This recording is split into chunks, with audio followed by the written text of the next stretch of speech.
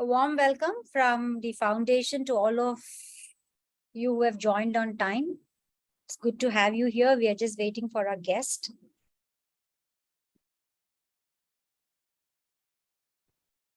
Sure. Thank you.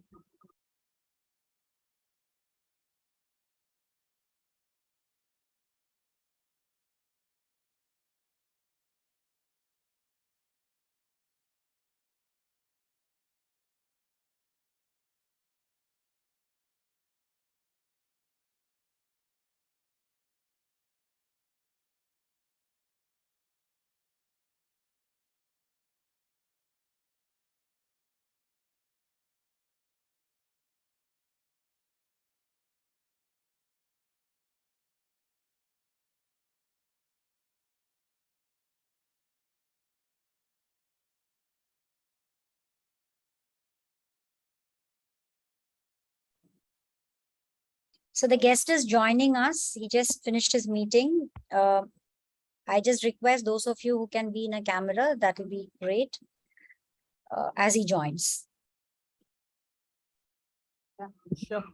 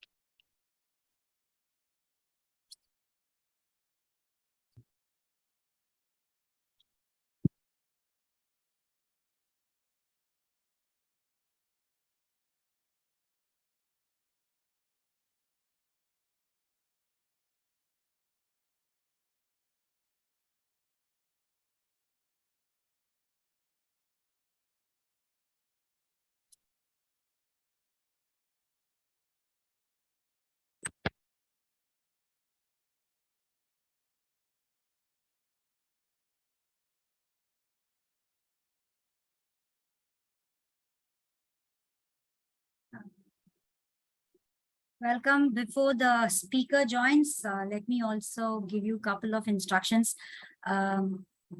Ensure that when the speaker is on, your mics are muted.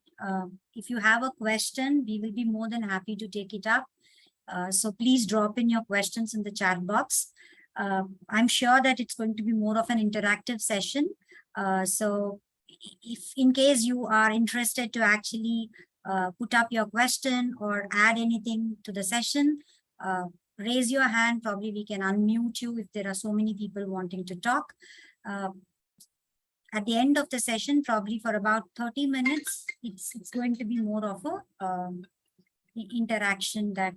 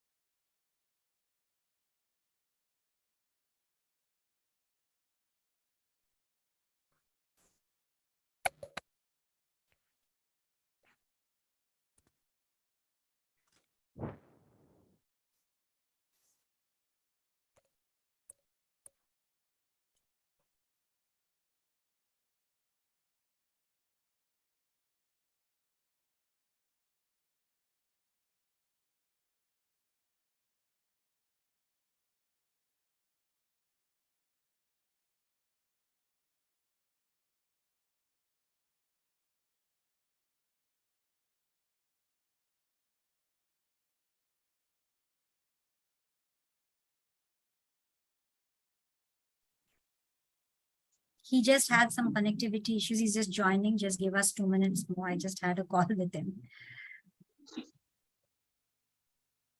Yep, I'm here. Oh, hi. Hello, Good to have you. So Aditya, we will introduce you and then probably the session is all yours. Sure, sure. So thanks for all the participants for joining us on time. Today's master class is going to be spearheaded by Aditya Arora. He's an angel investor, CEO at FAD Network. It was very impressive, Aditya, to actually go through a Forbes article about you. And I'm going to borrow that article to introduce you because for all of us, you know, it's actually inspiring. The tagger that they actually said that Aditya has always believed that age is just a number, but what you do with that number is what matters. And I think as a young achiever from the age of 21 to 25, you had leaped beyond, you know, what people can actually look through and understand. So at present, the audience, let me introduce Aditya Arora to you. He's a CEO, a leading investor, and you know he has based network that assists early stage startups in raising capital through its network of angel investors, VC firms, family offices, and debt funding professionals. There are things that runs through. He is a graduate from one of those best colleges in Delhi, which is the Shahid Sukhdev College of Business Studies. I heard one of your interviews saying that your batchmates were not driven by startup intentions. And I think most of the time when they're in college, they are looking for a job or a career. Well put in that interview. I heard your TEDx talks and podcasts. I also request my audience here to just Google Aditya Arora, you get to see a lot of feeds and links. I'm sure you can find time to watch through that. Few things that probably we should definitely speak about you here, both in the context of entrepreneurship as well as a social activist. Aditya has done as many as things, but let me quickly tell you that he's a mentor of change at Atal Innovation Mission Niti Aayog. He had also been an ambassador with the Delhi government and has been actively contributing to building entrepreneurial mindset curriculum. For all of this and more, the best thing is Aditya has also been recognized as one of the youngest nominees for the prestigious Padma Shri Award this year. We wish you good luck. We would like to see you as a Padma Shri very soon, Aditya.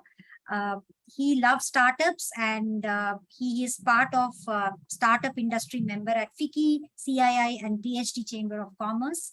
Some awards and some places where he has actually created some niche. He has spoken more than 150 events. I think this is another feather to his cap. In the last 3 years, some lectures he has given in National University of Singapore, IIM Bangalore, FMS, Ashoka University, Punjab University, and IIHMR, to name very few. He's also a TEDx speaker and actively leads meetups, communities of Quora and Coursera. He has represented India at a prestigious forum like 21st World Business Dialogue in Germany, Harvard Project for Asia and International Relations, and World Startup Fest. Welcome, Aditya. May I request the audience to quickly, share your video so that we can actually take a snap, and I share my screen so that that's lovely. Screenshots can be taken, right? So just a minute. That's screen 1. There are 7 screens. My God, lot of audience today. I can see some smiling faces. I can recognize Neeraj, Nidhi, and some more here. Okay, print screen. Arvind, Murli Nair. Okay. Thanks, Kunal, there for coming up. So I hand it over to you back. Welcome, Aditya. Thank you so much, Sujata ma'am, for that kind and generous introduction.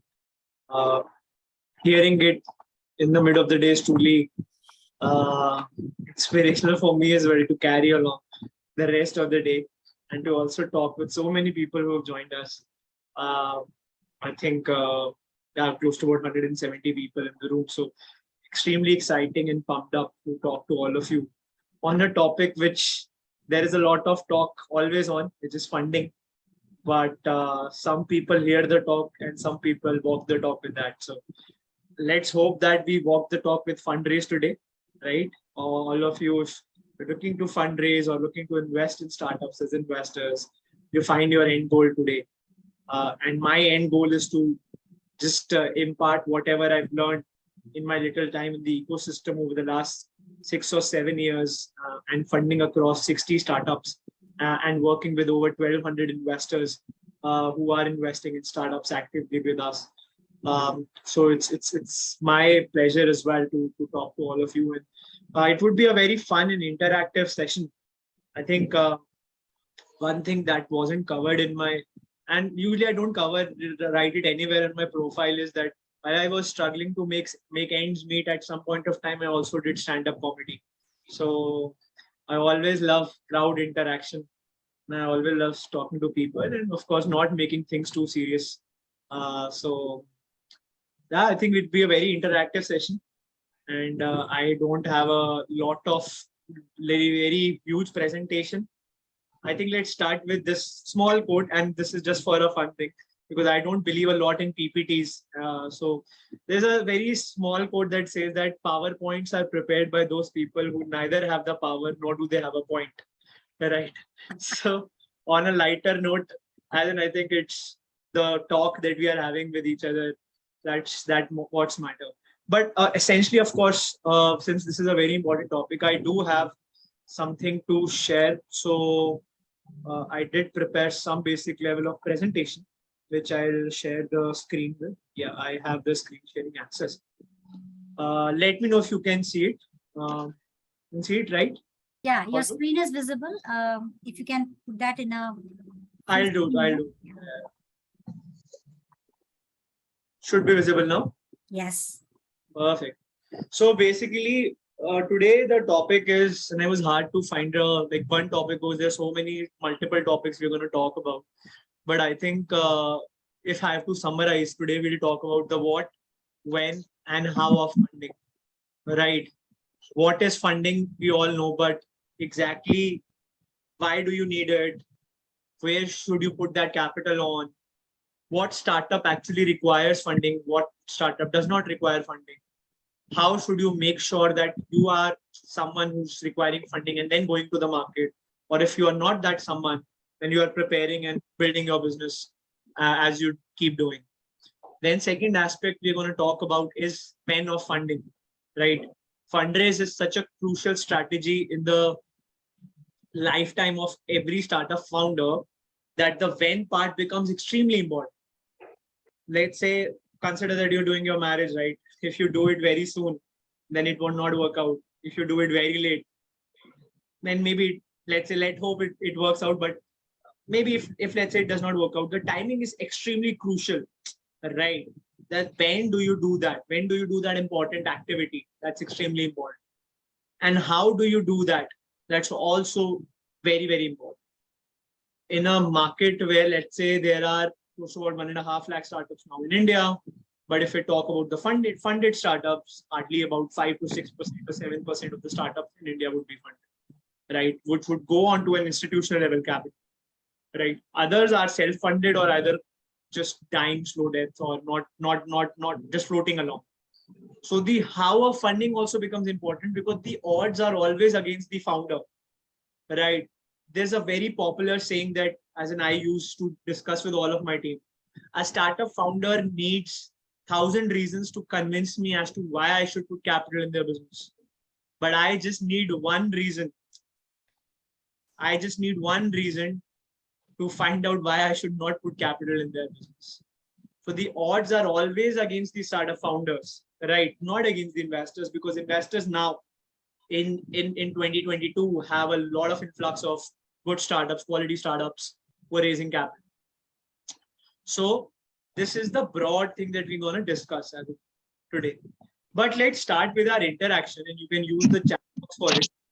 Since there are a lot of people, it would be hard for you to unmute and then speak. So what's the first word you think when you hear the word funding? And I want all of you to be extremely interactive. What's the first word you think when you hear the word funding? Write down in the chat box. Make it as interactive. Make it as anonymous it is, right? Or make it as spontaneous as it is, right? Don't shy away. What's the first word you think when you hear the word funding? Let me read the chats as well. So, growth, more customers, seed, not easy. Absolutely, it's not very easy. It's difficult.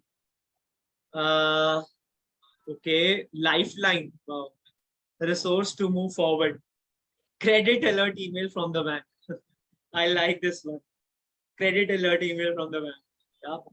But beware of the spam ones. Sometimes you think you've got funded, but sometimes it's a spam message as well.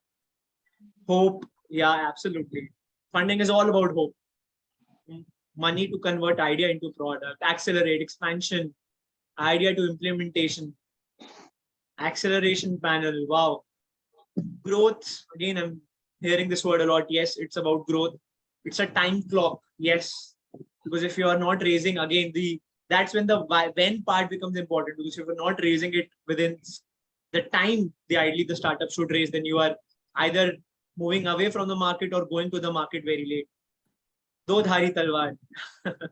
Absolutely. It's a double-edged sword. Yes. Okay. So because again, it's such a interesting topic that we can talk. We can throw so many first words. So yes, but I think someone should also, for me, if you ask me, funding, the word that I personally like with funding is a responsibility. right? When someone asked this question to me, I wrote responsibility, because for me it's a responsibility that you are taking that money and you do have certain prerogative, even if it's not, let's say, a hard binding right that you have to give the money back. It's certain responsibility that someone has trusted you and you should try to make money for them and yourself. Yep, commitment, returns, all of them right answers. Yep, so many words. So yes, now let's move along a bit. Just uh, so again, this is covered first thought when you hear the word funding. We have spoken it so many things, right? And then now we are going to contextualize all of these things into the theory today. So what is funding? Again, all of you know it's, I don't have to explain you much. A lot of you wrote growth. It's a growth capital that's given to startups, but then it is also a survival capital in some way as well. If it's a dying business, if it's not generating that incremental returns on their investment or on their revenue month on month, year on year, then sometimes it also becomes a survival capital. We are just giving funds to extend the runway of the country. So runway is like you take a flight, runway is that same runway, right? The time to which the flight has to take off before it can, of course, fly in the air. So that's the runway. How much time is left between the flight and the end of the road or the runway. So it's a growth and survival capital, or depending upon what the startup is, given to a startup to fulfill 3 or 4 or even more objectives, right? So this is a part where you have to understand that when you're raising funding, it has to be put in a very specific area under which you can grow. Because if you're not growing beyond funding, then essentially it's a capital based. So essentially funding, first aspect is the operation. Just everyone to keep on mute.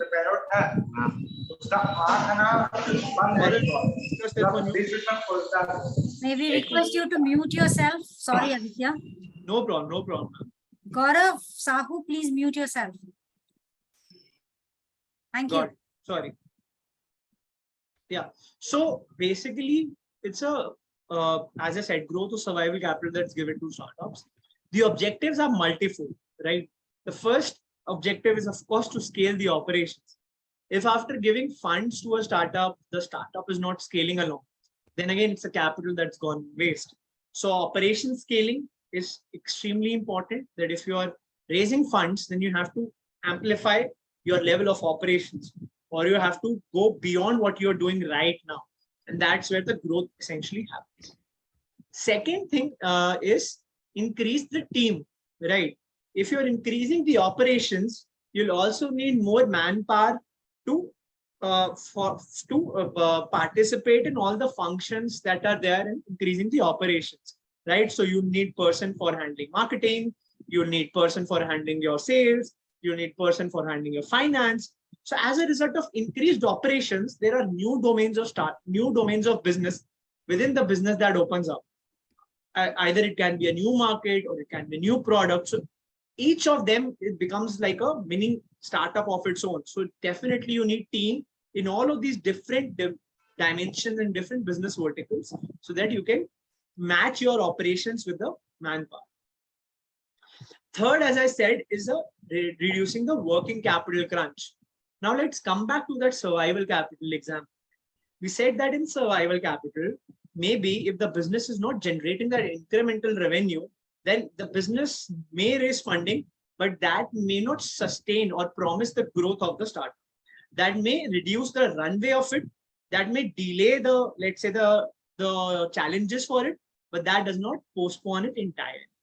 So that's why the working capital crunch, right? That's where you need funding. Now, this working capital crunch is a very simple but very complex sort of definition for every startup. If it's a software business, the working capital crunch could be, let's say, you are not paying your servers, or you are not paying your company for the additional POs, additional experiments, or the demo or the test things that you're doing, right? In a SaaS company, you would get the price, you would get the revenue for it when the software installation happens. in the desktop of the company, right? But let's say if there's a huge testing time or a waiting time before a company actually makes that decision, that also ensures that the working capital has to be churned along, right? Because there's a certain cost that also goes when you're performing these demo or test or experimentation. If it's a consumer facing business, direct to consumer kind of business, product led business, right? Not a service led business, then the product challenges in a consumer setup maybe that you're not paying your vendors, you're not paying your manufacturers, right? You're not paying for the factory or the warehousing or the leasing space that you've taken. So there are multiple working capital situations that may arise in a software business or in a consumer facing consumer product business, right? So you also need funding maybe for that, right? And the fourth part, again, this is not an exhaustive list. I've tried to put in some of the major areas under which I have seen personally founders raising capital or allocating their capital. And the last is focusing on the marketing or the product development. These are specifically for startups which, let's say, are at point A, where they're saying, Aditya, I have a product. Aditya, I have a ready customer base. Aditya, I have a market that's waiting for this product to come out, and then they'll start accepting it and paying for it eventually. I just need capital so that I can effectively reach out to more people, right? That's the marketing. And we see a lot of businesses effectively putting money behind marketing in one of their funding areas. And the second piece is the product development. This is for product which either is very technically sophisticated, something like a hardware IoT, or something, let's say, something in the space of, let's say, Web3, blockchain, cryptocurrency, whatever, right? Decentralized native apps, what we talk about. Their product development cycles are too huge that essentially the first 2 or 3 rounds, founders are just developing the product. Or it can be a very deep tech product, something on the sensor side, something on the diagnostic side. Multiple examples of. So focusing either on marketing once you have a ready product or service, or on product development where you are doing constant iterations and constant developments and redevelopments into the product. So that's where I've seen funding mostly being put up when the founder is trying to raise capital. Now, if you want to take notes of it, please feel free to, because at the end, I'll be addressing questions that may come out of any of the slides that I'm presenting today. But typically, the reason I wanted to include this slide was to make you all understand that funding is a capital. In itself, it's not, let's say, an absolute thing. It's relative, dependent upon how you allocate, which state of the startup you are, what's your future plans, what's your growth targets, and then you allocate that capital accordingly, right? So it's like a budget, right? Every year, government announces a budget, right? Now that is a fixed amount, constant amount, right? 36,000 crores or 1.85, whatever the total budget amount maybe, right? But it's up to the minister, right? The finance minister, Ms. Nirmala Sitharaman, to decide to sit with people, with industry experts, and see which part the budget would be allocated in different industries towards. So that is extremely important. So yes, these are some of the areas in which I have seen founders raising capital, but beyond this list, there could be multiple other areas as well, right? In which founders have raised capital. So I move a bit ahead from this, right? Yeah. So now what part we have tried to cover in basic, right? But the when part also is extremely important. When should you raise funding, right? And now here, the when comes in the time that we are specific time that we are talking about. In a startup, there are multiple time zones, right? It's like a candlestick chart, right? It's always going up and down. Now, when part I've divided into 4 stages primarily that I've seen founders raising capital. And this is an extension of what we discussed in the last slide. So first is the inflection point. Now the inflection point is typically a point where a startup has certain level of product development already happening.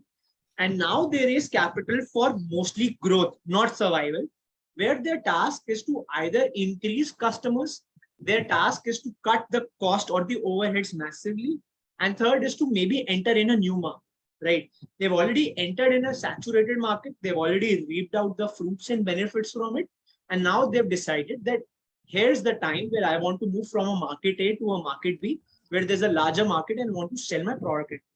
For example, most of the startups, most of the hardware startups, the tech startups, when they start selling in India, they realize that maybe the market is not that big as of now in India for some of the products. So hence they start to decide to pivot elsewhere, to maybe sell internationally, US, Europe, Middle East, whatever.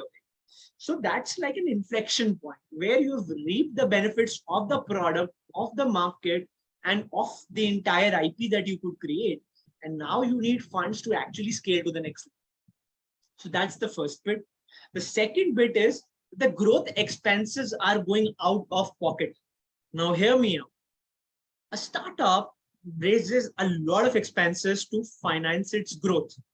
These expenses could be, let's say, overheads like your rent, salaries, right? Your utilities, right? Or maybe overheads could be your product related expenses, the R&D expenses, which also falls under overheads, the technology infrastructure expenses, the servers and architecture expenses, right? Or if let's say it's a consumer facing product, your customer acquisition cost, right, becomes extremely important. Your margins becomes extremely important. So if let's say you're not getting that volumes in a product, some part of the expenses you have to pay from your own pocket, right? And that affects the profitability of the company too. That's why you see most of the companies are not startups, maybe are not that profitable in India, because the idea is to finance the growth, but not actually take it from the own pocket, but maybe somebody else's pocket, or let's call it the investor's pocket, right? So extremely important that the growth expenses are going out of pocket. The company's profitability situation is not that it can support those expenses. Hence, you need an external source of capital to finance those expenses, right? So that's where you need funding.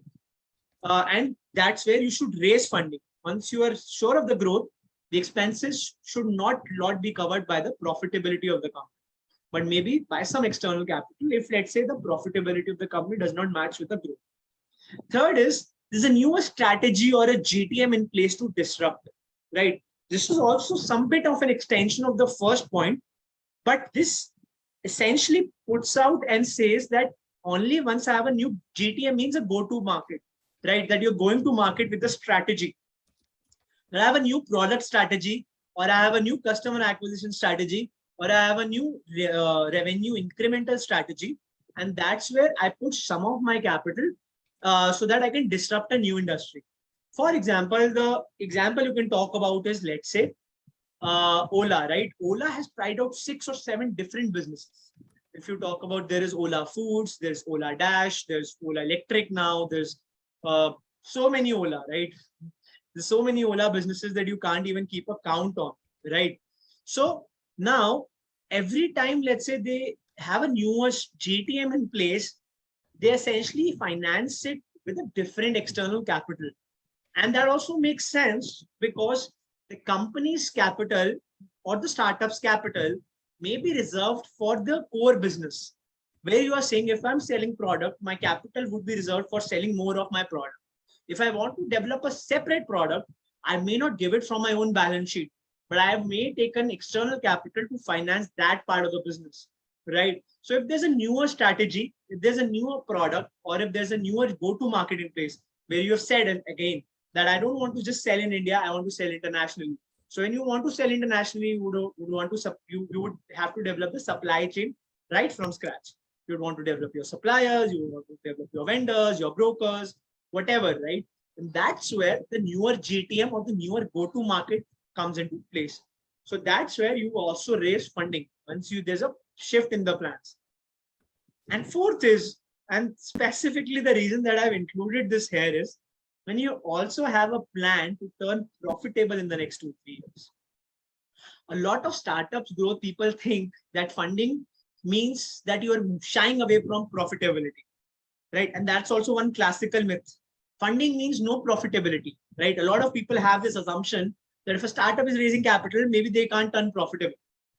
But that's not the scene. Especially at times like these, when you will go out in the markets raising funding, or you're already talking to investors, you will find out that investors are now increasingly asking questions on what's the profitability, what's the burn rate, right? What's your monthly cash flows? These questions have come up because the market has also gone dim. But as a result, investors have also realized that it is important to turn profitable at some point of time. Because if you're getting funding today, that does not mean you'll get funding tomorrow. Or if you're getting funding tomorrow, that does not mean you'll get it day after. So if you're not getting funding day after, how would you take the business from now till 2 days later? So you need capital, you need to turn profitable so that you are not dependent on just fundraising, right? You are essentially growing. I'm not saying that you're not raising capital. See, there's a stark difference between the two. I'm saying you're not dependent on fundraising. That if it comes along, it would expand, it would expedite the growth, but it would not stop. If it does not come, that does not mean it would stop the growth. And those are the best kind of businesses for me, right? Where it's the plan is to also turn profitable in the next 2-3 years so that you are not just dependent on fundraising. And if let's say an investor asks you tomorrow that what if you don't get capital, what will happen to the money that I'm giving you? Then you can confidently answer that, okay, we'll turn profitable. We'll focus on getting to this kind of a revenue. At that point of time, we can buy back your equity or whatever. Right? That's a separate discussion. But the plan is to also turn profitable in the next 2 or 3 years. So that is the point where you should raise money. Again, let's summarize this slide because this is extremely relevant and crucial to all of you. Inflection point where you are either moving to a new market or moving to a new product or moving into a newer team, new organization, newer sub-business setup. That's an inflection point, right? Where you're going from 0 to 1, actually 0 to 1. Second is the growth expenses part, where I'm saying that my overheads, my R&D, my product service related expenses are going out of the pocket. I am self-financing that, right? And that takes a toll on my company. I can't do that for longer. That's where you need capital to sustain the growth that you're doing. Third part is there's a newer business strategy in place, newer GTM to disrupt, newer go-to-market, newer product again. That's where you need a funding as well or external source of capital. And the last and the most important piece that I want you to take this takeaway of or takeaway from this current session is that it's the plan to turn profitable in the next 2 or 3 years. Funding does not mean that you can't turn profitable. You have to turn profitable as well. And those are the best kind of businesses. That is my advice, where you focus on profitability at the end of the day as well. So that's our when part. So I'll quickly move along because I'm sure there'll be a series of questions that will come towards the end. So now the third part is how should you raise funding, right? How should you raise funding? And this is also extremely relevant. And I want all of you to pay attention to it. I know sometimes it gets too overwhelming listening to all of this. But if you listen at the end, just after this slide, this is my second last slide, there's a bonus slide where we're going to talk about something which is also fun, but also in some way very, very insightful and informative. So I want you to just give it all you got, listen to this last slide, and then, of course, we'll move into a quick fun section, and then the stage is all yours to ask questions, right? So let's start with this. Let's crack it, right? The how should you raise funding part is extremely important because there are a lot of things that people do wrong when you are raising capital. And again, you just get one shot at the investor. First impression is the last impression actually holds true in the fundraise. If the first impression is not good enough, in so many deals I have seen that they are not able to raise capital. Does not mean they are bad businesses. They are extremely good startups. But since the first impression wasn't good with the investor, they're not able to raise capital from that investor. So extremely important that the how part is done extremely right. And fundraising is also a skill. So skill you get better by doing it again and again, right? So now the how part, let's at least see what we should do the next time. First is a lot of fundraise is about story, especially at an early stage when you're raising capital.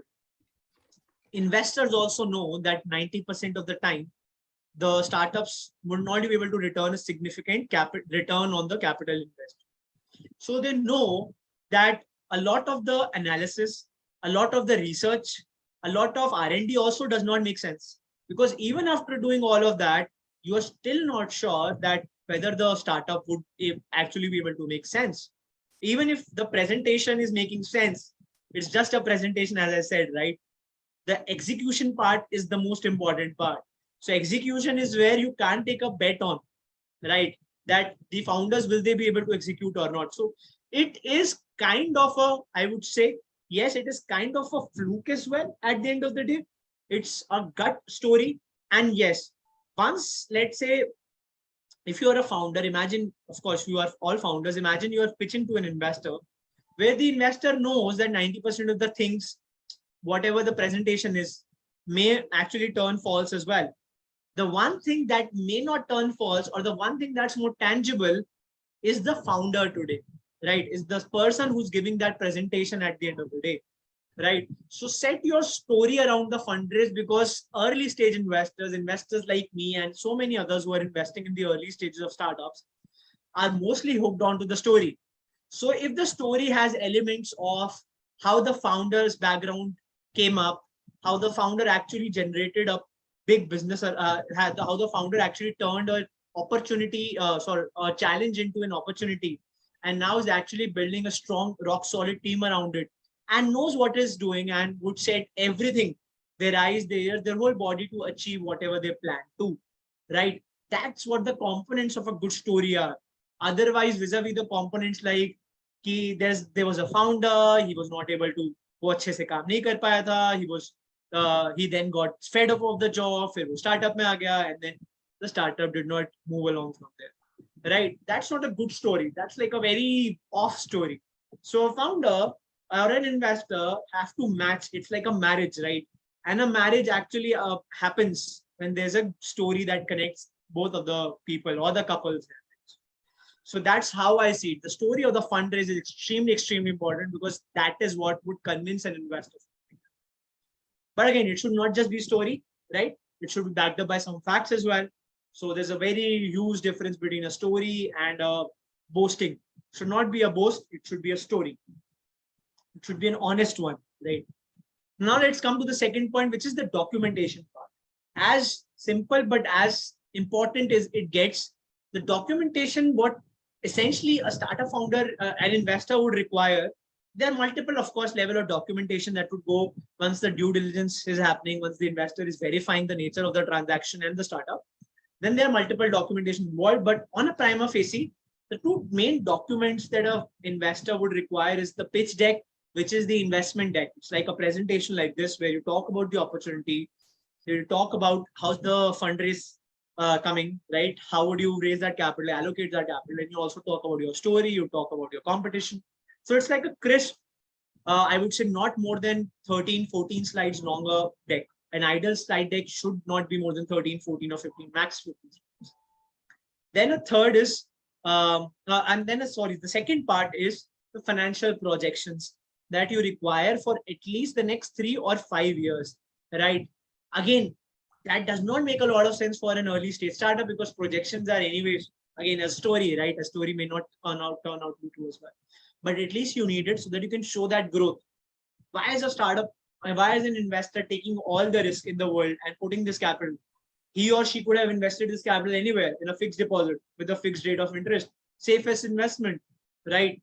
But the reason they are putting here is so that they can get those kind of returns, which of course they'll never get in a fixed deposit from their life, right? So that's why the growth part becomes extremely important.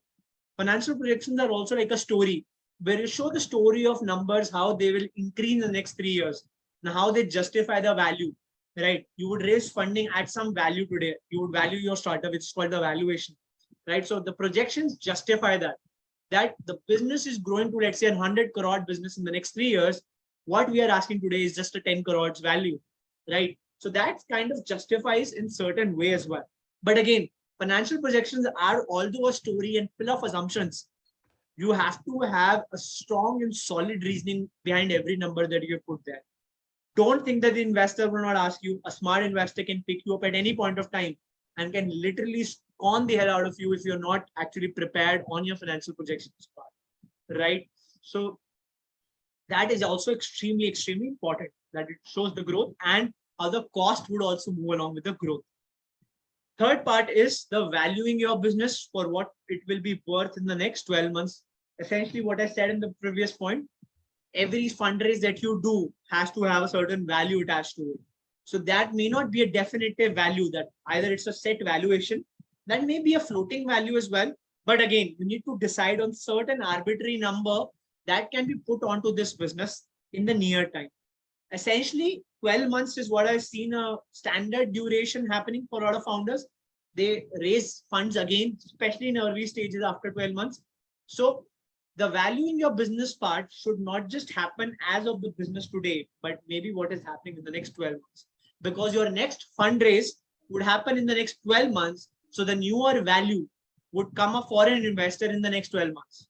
So if I'm investing, let's say at 8 crores or 10 crores today, let's assume for an example, the 10 crores, then the value of that next 12 months essentially would be the 10 crores value as well, only because investor, if they have to invest again in the company, they would have to wait for, let's say, 12 months, and then there'll be a higher value that will be attached, unless you raise some rounds in funding in between, which is called a bridge round. But essentially, if you're raising after 12 or 18 months, the value in your business should happen today based on the value of the next 12 or 18 months. That is where the founders go a lot of wrong. They just account what has happened till now and just put a value. They don't actually put a growth multiple to it, that how will the business should grow in the next 12 or 18 months. So that's where you should not make this mistake. You should not make a mistake of not developing a story. You should not make a mistake of not having documents. You should not make a mistake of not having value attached to your business. Fourth part and the last part, but extremely important. The reason I said extremely 3 times is because I've seen so many good founders, so many good companies who have actually violated this point and have actually suffered the heat for it, right? So preparing a list of investors who can add value and find mutual connects for introduction. So this essentially means that if you're looking at an investor, don't just look at it from a money bank point of view. This is a perfect saying. Don't look at your investors like a bank. A bank would charge interest. They would not. But that does not mean they are. That does mean that they are not a bank. Essentially, this means that investors are not banks. Investors are actually humans who want you to prosper and succeed as well. And it's extremely important that you find those good, like-minded investors to connect with, who can add a value to your business, who can provide in mutual connects so that the business actually goes ahead. These mutual connects could be in the form of more customers. These mutual connects could be in the form of, let's say, more suppliers. These mutual connects could be, let's say, in the form of a hiring partner, a technology partner, a marketing consultant, a PR consultant. So many things could come up when we talk about investors who can add value in some way. So the how part also becomes important, that you're doing a research on the investor before you actually pitch to them. Research in the sense of which companies they have invested, research in terms of their background checking, where you also do a referral check on how that investor has performed in previous companies, whether they have been like founder friendly investors or that they have been a tough nut to crack or a tough person to work with. Because you don't want that pain comes up with fundraising, where let's say an investor is hindering with you in your operations, in your communication every day, and you're not able to focus on the business that much. That's a perfect mistake founders do. They just want capital and they accept anyone who wants to give them capital. They don't do a background check. They don't do a referral check. They don't spend time with their investors, right? So you should not make that mistake. Now you know this. Don't go out and make the mistake. Find good like-minded investors to connect with and accept them on your capital. Because these are the investors who are not going to bring in the next round of capital as well, but also will keep you for lifelong. Not just as an investor, but more like a family or a friend. And they'll help you in your other, let's say if you go ahead and launch a different business tomorrow, you shut this down. I've seen a lot of investors investing in those founders again, in second time founders again. So extremely important that you develop relationships. Again, it's a marriage. A marriage does not just happen when you just look at the person. It happens when you spend time with the person, understand if they are compatible with you, understand their thought process, So that compatibility check has to be there. Now that being done, I'll quickly just move to the last bit of the agenda, and that's a bonus section, as I promised all of you, since you have so patiently listened to all what I had to say. There are some myths on funding that we'll burst today. But before I do that, let's make it quick interactive before we end this. Tell me some of the myths of funding that you have heard. Any myths of funding you have heard which you think is a myth that's actually not reality. Let's use our chat box for it. Okay, the biggest myth about the. Oh, I'm sorry. No problem, no problem. You can use our chat box. I would have loved to hear all of you, but there are so many people. So let's use a okay. Fund is success. That's extremely important. You will become slave of investor. Day-to-day interference. It's a micromanagement. Funding guys are sharks. We are also sharks. That does not mean that's a myth. Some people are sharks as well. Only IIT and IIM guy gets funding. Oh, perfect myth. Yes. I'm proud to say that at least for us, we have invested in about 30% of our companies where the founders don't come from an IIT IIM background. Tail wagging the dog. Yes, it's extension to the founders becoming the slave. Funding is a big achievement. Yes. Investors exploit the founders. As what I said, some investors do as well. Again, I'll not name anyone, but yes, there are some investors who come in that objective. But again, one person bad does not mean the entire market is bad. Similarly for founders as well. So there are good people everywhere. Angel investors only look for profits. That's essentially also not also a myth. Funding will help you networking. That's not a myth. That is also a reality. Funding does help you in networking. Funding means end of your problems. Yeah, funding is the start of a lot of your problems. You just need an idea. Again, yeah. Great. So many myths. So many myths. Getting funding is equal to success. That's, I think, that's the first myth that I have also covered. Funding is not secured by, okay, raise funds when you need it. So many myths, right? Sometimes funding looks like a very archaic topic to me, right? It's like sometimes looks like history to me. Indian history is also full of so many myths. Funding is also full of so many myths, right? Funding is the first step of success. Manufacturers not get funding, only service. Yeah, that's a very big myth. Manufacturers don't get funding. A lot of product companies now are becoming OEMs and manufacturers. They are heavily get it. Not just that manufacturing doesn't get it.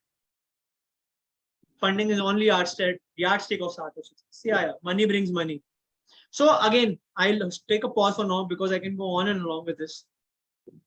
A lot of myths you have covered, and I would have loved to address all of these myths, but again, we are running short of time, so I'll cover the top 4. Just give me a quick sec. Yep. So my 4 that I picked up top were funding is equal to success, which a lot of you wrote. Yes, funding is equal to success is the biggest myth, right? Because as I said, funding is a responsibility.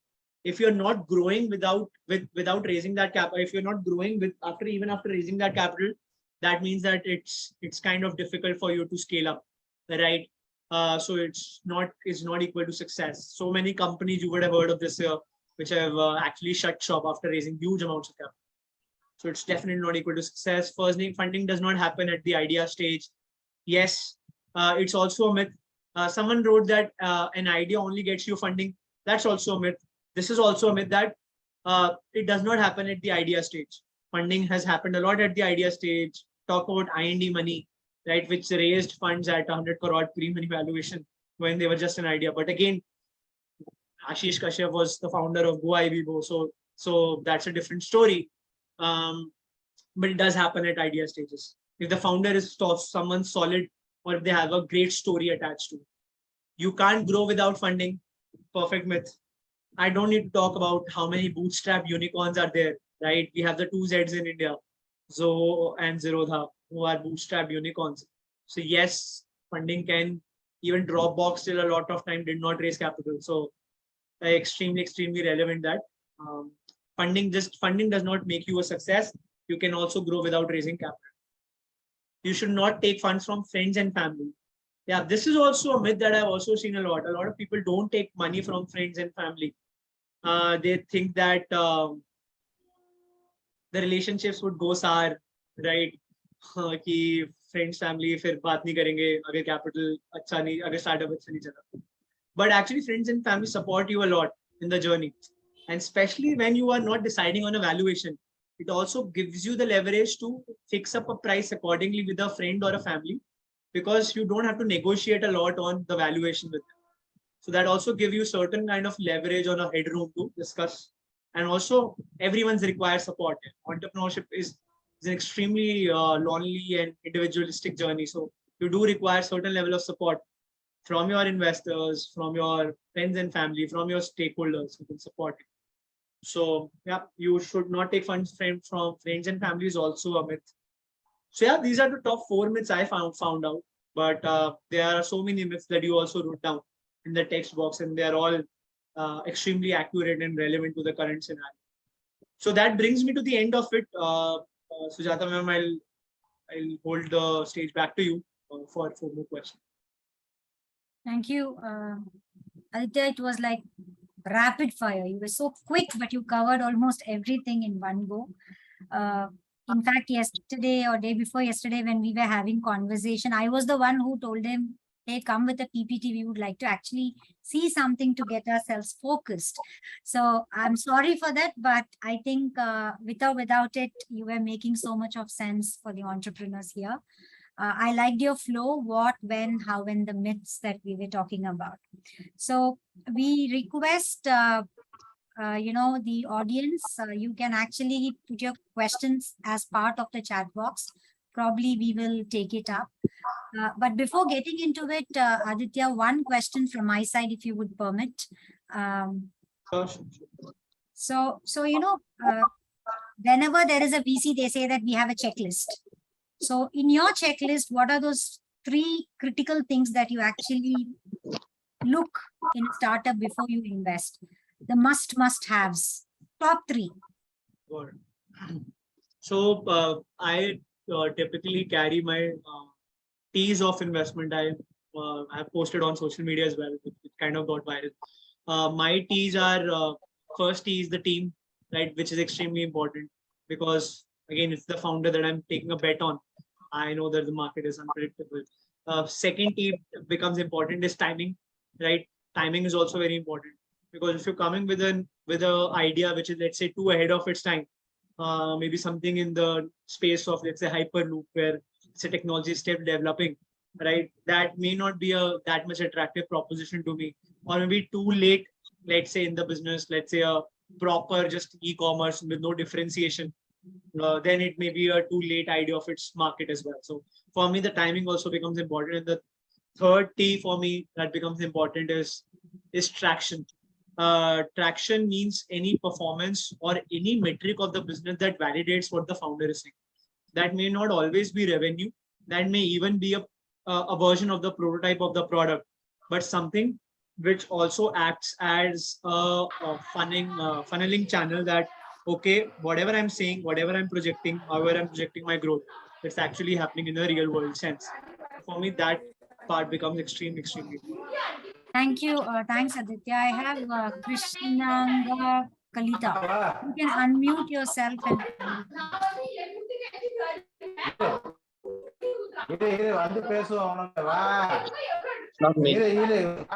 may I request, I'm trying to mute people. Yeah, Krishna, you can go ahead. Hello, Krishna. Just give me a quick sec. So before you begin, also I've seen a lot of questions that are coming today. I may not be able to take up all of that.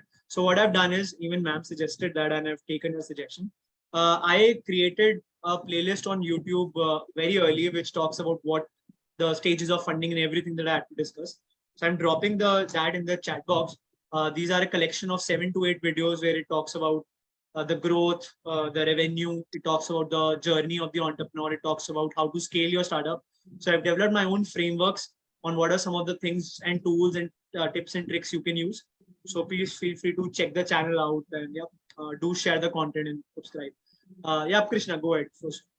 Yeah, hello. My name is Krishnanga Kalita, and my startup's name is Little Machines. We are working on a very low cost digital microscope so that the small pathology labs across India, lakhs of labs across India, can easily and at a low cost digitize the slides and send it to the doctors over the internet. So my question is, in that case of early stage medical device startups, where mostly the product development cycle is quite long and the funding requirement is between 50 lakhs to upwards of crores sometimes, right? So in this case, do the angel investors invest, or like only VCs go about that? What should we do? So essentially, in specifically medical devices, and I'll be a bit quick because I see a lot of hands which are raised up. We can take up more discussions around it separately as well over LinkedIn. Uh, so typically in medical devices startup, what I've seen is that they are mostly reliant on grants and funding as well for the initial stages, because that also helps to validate your experiments and PO with the organization as well, who's giving the grants, right? So someone like a BIRAC or someone like an IMA, right? So a lot of people go there and raise funds. So grants plus strategic investors make a lot of sense because they are the investors who will also do a certain level of product development with you as well. So maybe do rely on them. But whatever your medical device, it's not that VCs don't invest. VCs don't generally invest a lot on hardware products, right? Because hardware takes a lot of time, as you said, and VCs have to return back the money to the people they've taken money from within a specific period of time. So economics wise, it does not make a lot of sense. But if your product has a virality attached to it or has a certain definite need attached to it, then case to case basis, yes, VCs have looked at companies, right? So VCs have invested in. I wanted to know more about what angels feel about this. So again, that's what I said. No, angels, if they come from this background, they'll of course relate to it. But angels, if they're coming from, let's say, different background, they are coming from a non-medical background, they'll firstly develop a hard time understanding what the problem is. Secondly, they'll have a hard time understanding what the product is. Even if they do, then they'll be hard time understanding what the market is also. So go for, that's what I said, go for strategic investors. Thank you.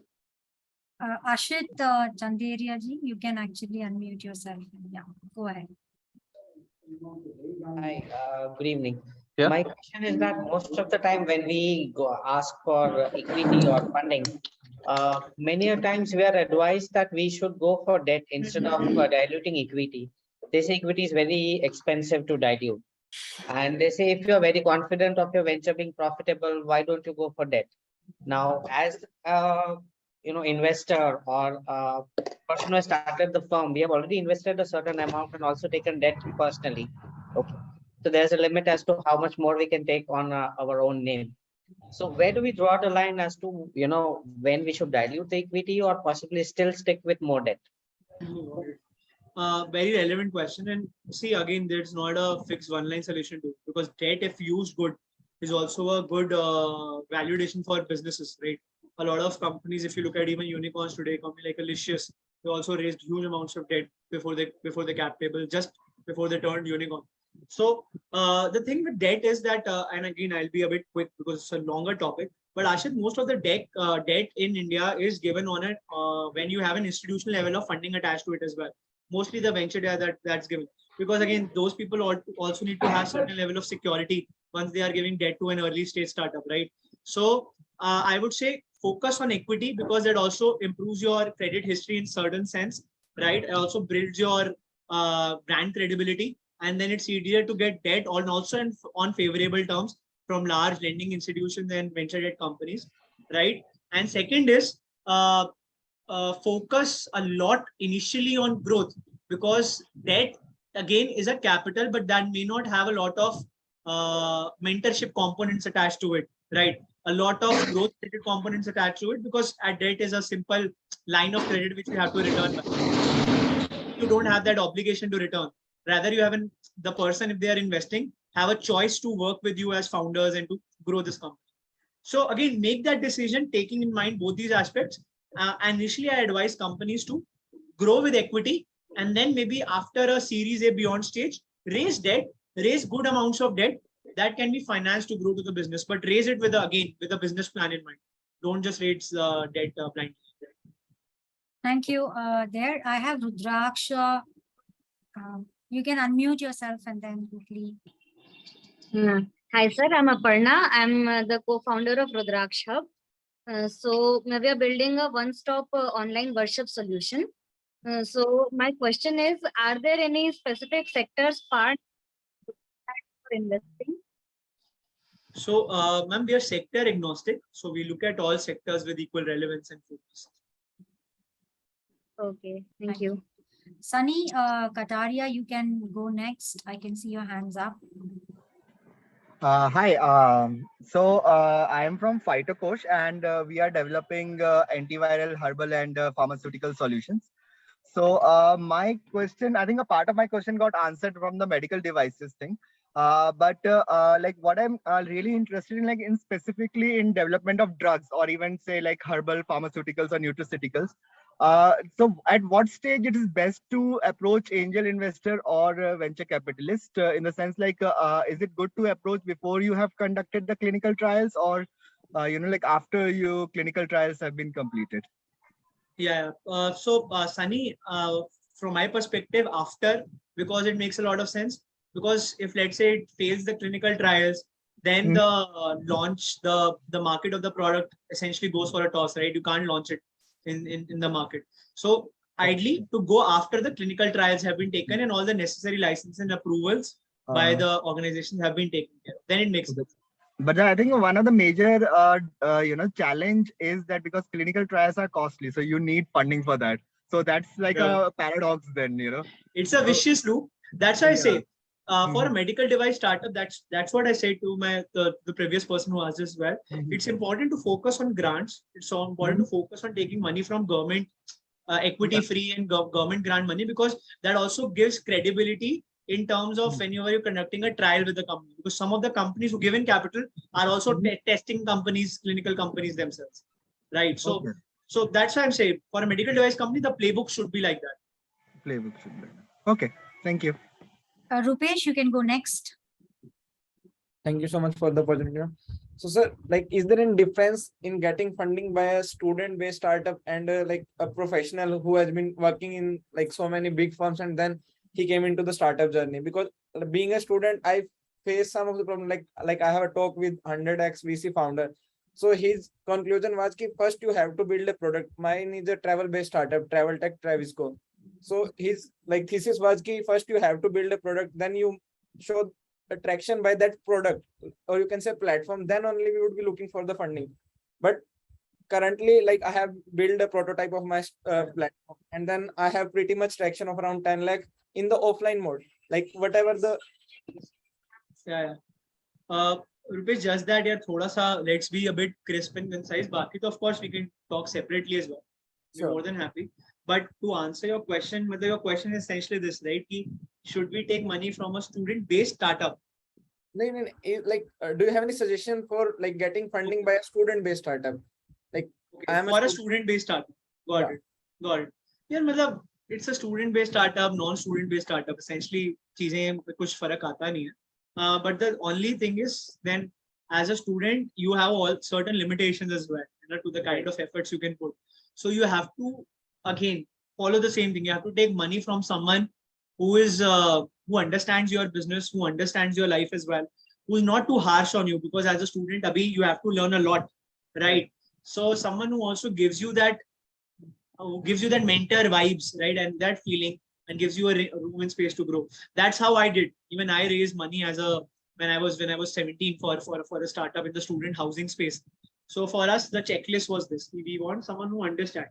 And someone who does not, but the last line would be this: someone who respects you for the work that you do, not like a student. Hai to de dete. Right. Take money. Thanks there. And we have Jilalni Subhan. You can go ahead with your question. Yeah. Hi Aditya, how are you? Hi Jilalni. See, when Sujata ma'am gave a short description about you, I think this whole session will be full of explaining you. It's a lot of achievements. Good. Nice to meet you. Before asking my question, I want to know whether you play. I play. You play, you like sports? I play cricket a lot, yeah. Oh, superb, superb. But in this market now, I don't see too many people, no investor is funding for sports tech. Why? It's not a lot like that. Sports tech funding is happening. But again, the thing is, sports tech industry was a lot affected by COVID as well, right? So particularly now the industry is getting back thoda thoda. Even we have invested in a sport tech startup. So we see the market now expanding thoda sa. Sports what करके एक startup है, वो भी fund हुआ है. So 2-3 companies हैं जो हर हफ्ते fund हो रही हैं. But yes, it's a COVID affected industry. Yeah, one more thing. The thing is that I accept that now it started, but if I go any investors link to upload our pitch deck, there is no column for sports. Only others. We have to fill it in others, and we have to fill it as information technology. So, and what happens is there we are cornered here. We are nowhere there. We couldn't be able to reach the right people. I understand. It's not like that. Yeah, I think with your, with your influence in FICCI and CII and all those places, you must add sports tech and sports as part of one of those sectors. Exactly. Yeah. I'm sure he's going to do that for you. May I take up the next question? Sadagopan Kannan. Thank you. Thanks. Sorry. One more question is there. Sorry. One more question. You can write it in the chat box. Probably we should give chance to others. Yes, Sadagopan Kannan. Yeah, go ahead. Yeah. Hey, good afternoon. Arora, can say we are a small startup, okay, which are into the product, compression. We are in the manufacturing stage, right? Our product is more into the medical device category, but it's also a human social impacting product. It's a menstrual cup that we manufacture from India. It's a more of a import replacement, and very few people who are doing this in India at this point in time. I can handful of people, 2-3 product manufacturers are there. So we do make some amount of profits, right? But I'm also thinking we have to grow in terms of the opportunity that exists, right? So is it worth to go for? I'm sorry, I have to give you information that it's a debt. We have raised some debts with local banks, right? ICICI Bank. Now we are in the growth phase, and we are unclear whether we should go continue to have a debt, or should we go for investments from any investors? Particularly, is it something that can come as a USD from outside the country, right? Because we are unclear, and we also do not know how to approach investors community. What is the best method to approach a community of investors? So, Sadagopan, I'll answer your second question, because within the first question, I'll have to spend some more time understanding which thing goes in. It's extremely hard and not even actually correct to give you an answer right now without understanding more of your business. So how to approach the investors community? Again, one is go through a reference, right? That's the most important thing. Either if you're talking to a VC, go through a common portfolio company, or go through somebody as a partner level if you already know, or maybe someone go through, find some common resource, some common reference, and go through that. If you're going with the founder reference, that makes the biggest difference, because a VC talks to a portfolio founder companies connect very, very aggressively. So make that connect. Second is to, of course, do a lot of networking events. A lot of events now are happening in physical. You also would have noticed after COVID, right? So the demo days and all of that is back again in the physical format. So make sure you're going to these forums, interacting with these investors. If you're getting a time to pitch, go ahead and pitch, right? Don't just be very shy that, okay, we are not ready. Go ahead and pitch. At least you'll get clarity, and you'll also get to network with a lot of investors as well. So that would be my advice. 2 of the best ways I have seen. Beyond that, of course, social media is there. So thank you. reach out to also. Just one question again. Yeah. Is it possible that we can connect with you offline? Absolutely. On LinkedIn, Aditya Arora, you can find me out, and definitely you can connect here. Thank you. Rahul Ranjanji, you can actually go ahead with your question. Unmute yourself. Thanks a lot. Aditya, thanks a lot for this wonderful session, and Team Vadwani also. Aditya, as Sujata ma'am asked initial question that what is your take for funding as an investor? And you told that team, time and traction. Yep. Hello? Yes. Okay. So I have all the 3 parameters with me. So, but still I'm feeling difficult to get the funds. Maybe your team has to be more capitalized, Rahul. No, actually, the thing is that my venture, as you told that the prototype version of my business is profitable, and I'm having the revenue, the consecutively for the last 3 years, and the profit is like very decent, and it is scalable.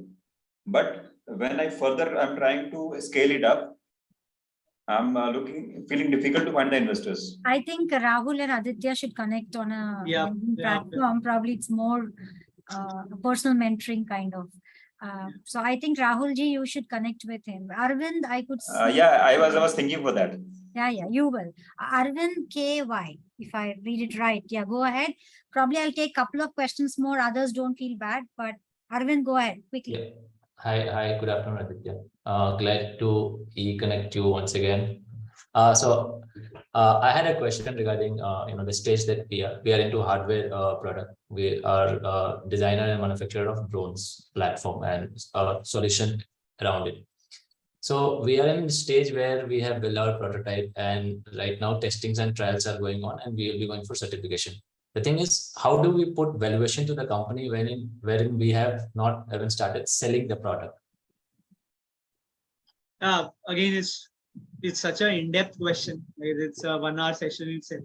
But essentially what I can tell you is a lot of valuation at early stage is just negotiation, right? Okay. How much well you can negotiate with the investor and you can come up to certain value. So what I personally follow, especially if you're in hardware startup, is first is to calculate the value of your IPs, right? Because if there's not a tangible value in terms of money right now, there's an intangible value in terms of the IPs, patents, trademarks, copyrights, whatever, right?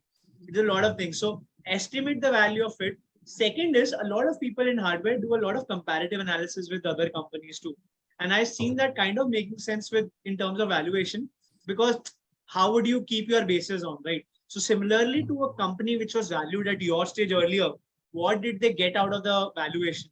That also becomes certain bit of basis. So as an adopt multiple things, and more than that in hardware, the last piece of advice I'll tell you is you should have a fixed line of calculation of money required to the finest decimal point, because hardware is expensive, right? So if you are not raising capital with the right amount of strategy, you're going back into the market again and raising, right? So your calculation of the money required has to be very fine, and basis that how much you want to dilute, that also sets a valuation. Ki aapka itna raise hai, this is how much you want to dilute. So multiplied by both, that becomes your valuation. So a lot of multiple strategies you can chalk out in terms of that. Okay, thank you so much. One interesting question that's in the chat box: what kind of monthly salary co-founders can think of when funds are raised? Should be like market salary or reduced salary, and how much to be reduced? Got it. In fact, you should definitely head out to that YouTube channel that I posted the link on. I'll post it again. This is specifically I've covered, and I've also in fact spoken to the founder of ITAD Junior, Karan Bajaj, as well. Go out to his website. He's also posted the template of the salaries that he was taking when he was raising capital.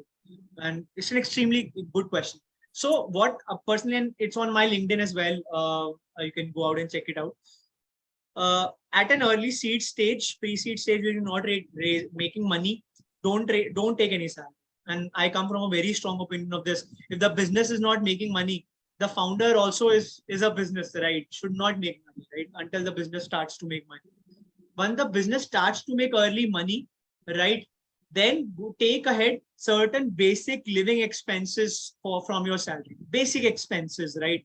That could be your rent, that could be your whatever EMIs or payments you need to make. Basic living expenses that you need for your dal, roti, kapda and makan. Simple, basic, no luxuries.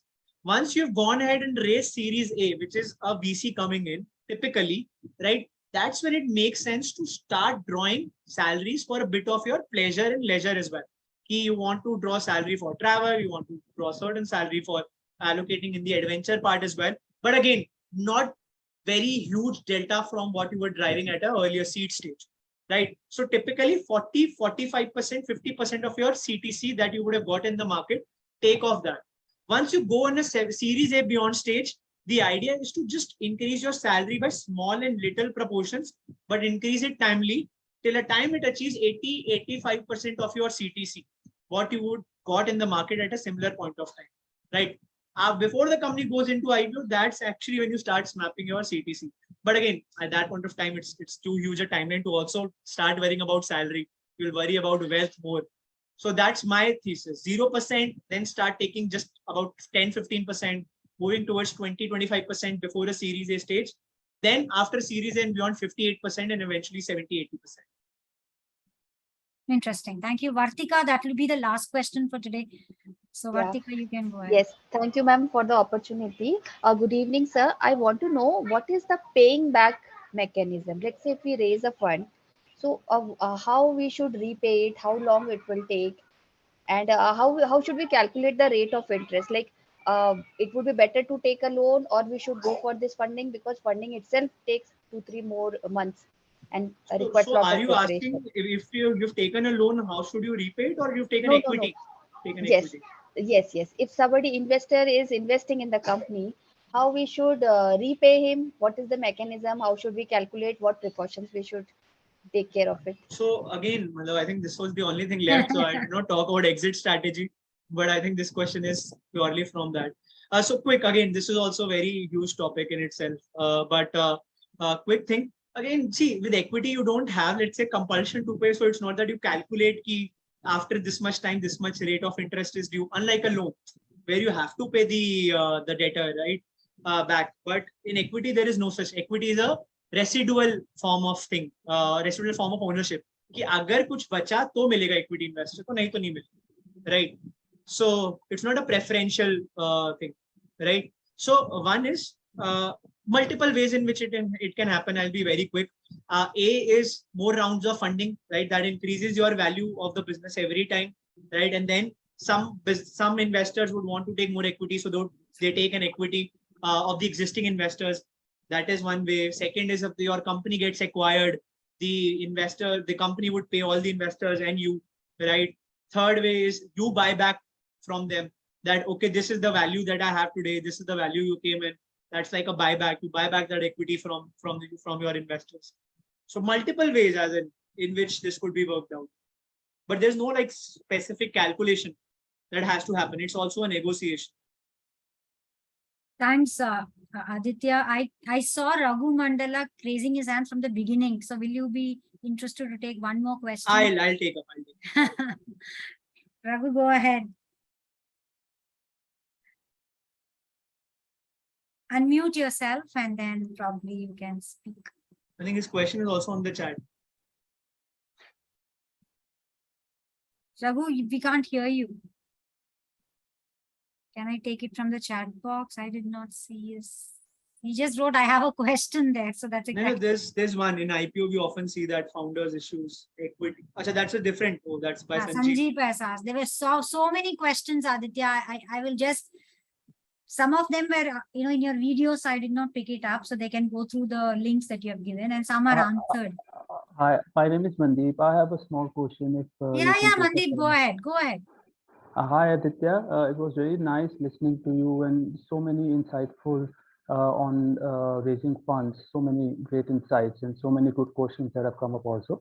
I just wanted to know about your network, Path Networks, that, if somebody wants to raise funds and probably, after this great talk of yours, if somebody approaches Path Network directly, how would you, have a look? How should one approach Path Networks, and, is there any proper mechanism for it to apply? And would you be giving out equities fund, or you be giving out debt funds in form of investments? As so depending. We generally deal with equity mostly. We don't do debt directly out of our books, but we do have partnerships with, of course, companies, because our portfolio companies also require debt sometimes. So I'll be dropping the website link of FARD. It's simple, www.fard.in. You can reach out. There's a quick application form for startups to apply. So you can apply on the website. our team will have a look, and of course, basis the form, they'll get in touch with you accordingly. So that's where you can strictly apply. And again, we are doing early stage equity financing mostly. Only debt we don't do at an early stage. So equity, once a person, say for example, if I myself apply and you consider my portfolio good enough and you give me certain equity shares of some of your networks, then would I be in a position to sell off those equities and convert them into debt?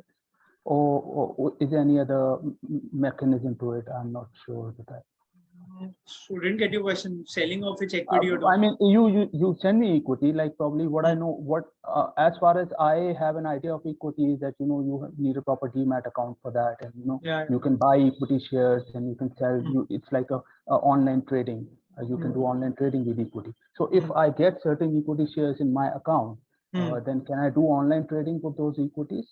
No, Or no. would So that these be are prohibited? so trading can be done of listed companies. These are unlisted companies we are talking about, which are private companies. They are not public companies yet. So you can't trade them on let's say on stock market, which you do. So, but yeah, of course you can hold those equities, and if let's say the value increases, you can trade with another investor. Well, that happens also offline. That does not happen on a trading stock index like a market, because these are But unlisted. then how come like for example, if somebody wants to raise fund to pay up to salaries for their team, or get money invested in the market so that they can grow, so how do they utilize these equities? How would they utilize these equity if I have to pay to generate leads and do some social media No, so that's what marketing? I'm saying. No, for if an investor is, let's say, getting equity in a startup, they are paying investment for that, right? They're paying an investment value for it. So they're not getting it for free. So essentially, the money that you are paying to buy that equity in the company or that ownership in the company, the founder utilizes that money to increase their operations, whatever, right? Whatever you said, right? Do all of those business things. Okay, so that's a part of a shareholding of the business that you take from the founder. Yes. Okay. Yes. So you do valuation of the company, and you cut them into proper equities, and since you are an investor, so you become a shareholder of that company. Yes. Yes. Okay. So I get that point now. Thank you. Thanks, Thank you so Mandeep. much. I think it was useful. Raghu Mandala's question was, what is your opinion on environment-based startups? That's would be the last question that I'm going to take, Aditya. So we can close with one of those best sustainable development goals of the UN. What is your opinion about environment? So for us, though, we've been looking at it. We've invested in two companies, particularly in the EV space. One is a company called Blue Smart, which you would have seen a lot as well. They are a cab service, fully electric of its kind, first in India. So for us, that is an important sector, and they've done phenomenally well. They're right now raising $250 million as we speak. So essentially done gone very big. Then there's also Battery Smart, which does battery swapping. They have also raised 25 million led by Tiger Global, and we were the first investors in them. So for us, this is a very strong sector. And what I think is the 21 SDGs that we have, the sustainable goals of development that we have, they all are very perfectly poised, right? If you look at someone is working on clean sanitation and hygiene, there are VC funds now around that, ESG funds that we talk about around that. Someone is working in, let's say, sustainability and mobility. There are so many funds that are coming, vertical focus funds that are coming around that. Because VCs also now have realized that it's important to not just talk about climate, but develop different divisions within climate and start a fund on it. Rather than saying that mera pure fund ka 10% I would invest in climate, that will not change the world, right? You need specific funds because most of the technology that is developed is getting developed first time. And these are, again, very expensive to develop if you talk about any non-renewable resource, right? So yeah, you need vertical focused, concentrated funds. You need SDGs and their importance, someone to understand from the industry as well as to why they are important, because now policy is also coming for each of these SDGs as well. So that's my quick take, and we can have a separate discussion around it. Very interesting space to look. Thank you so much, Aditya. On behalf of Vadvani Foundation, Deepak Motwani, especially Ankit and myself, I extend thank you. I'm sure all the participants would love to ping you in your LinkedIn. And you had always been helping startups and supporting them and mentoring them. And I'm sure you're going to continue to do that. Thank you for your valuable time. He was just jumping from meetings to meeting. I would like to tell this to the startups. He has one more to do. So I think we should let him go right now. With a lot of heavy heart, we're going to do that. Thank you so much, Aditya. We hope for another session with you in future and to work together for the benefit of the startups here. Thank you all. I look forward for adjectives that you can write for him in the chat box. All of you can say a thank you there. And Aditya, that's where we sign off. Thanks a lot for your time.